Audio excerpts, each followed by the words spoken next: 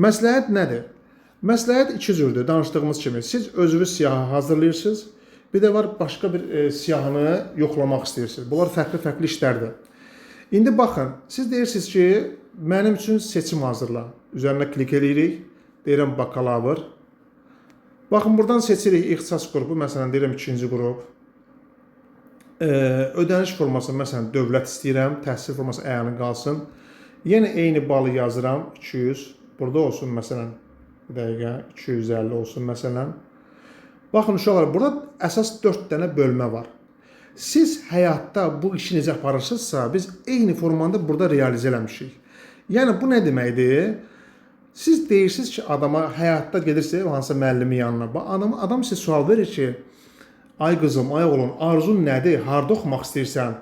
Məsələn, adam deyir ki, arzum etdiyim universitetlər filan yerlərdir. Siz burada görürsünüz, universitetlər bölməsi var. Burada var arzu və alternativ. Bu nə deməkdir? İndi izah edəcəm. Siz tutaq ki, əlavə et düyməsini bastınız. Burada axtarış da verə bilərsiniz və yaxud da ki, belə siyahına gələ bilərsiniz.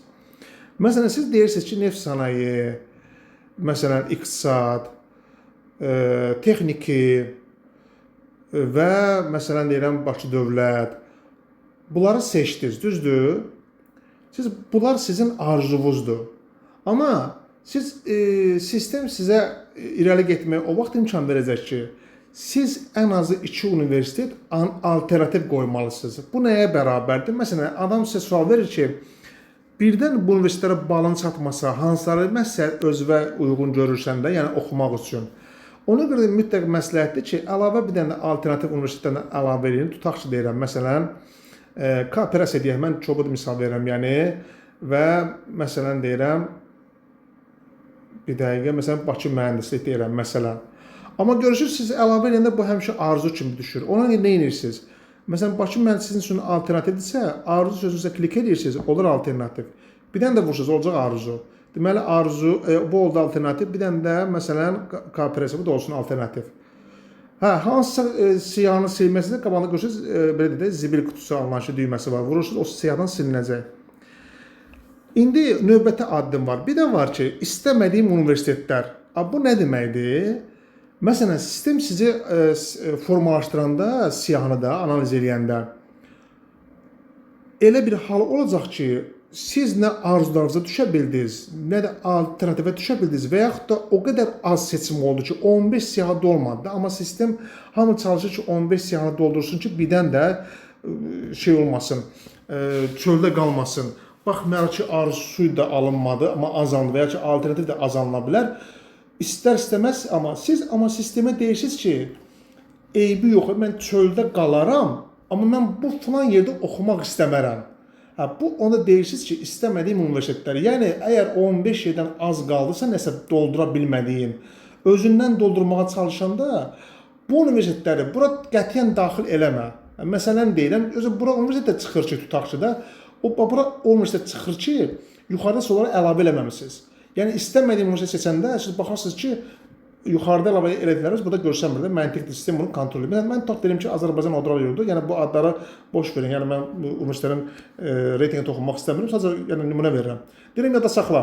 Yəni ki, sistem versə, bunları ora daxil eləməyəcək. İndi eyni qaydada deyir ki, ixtisaslar.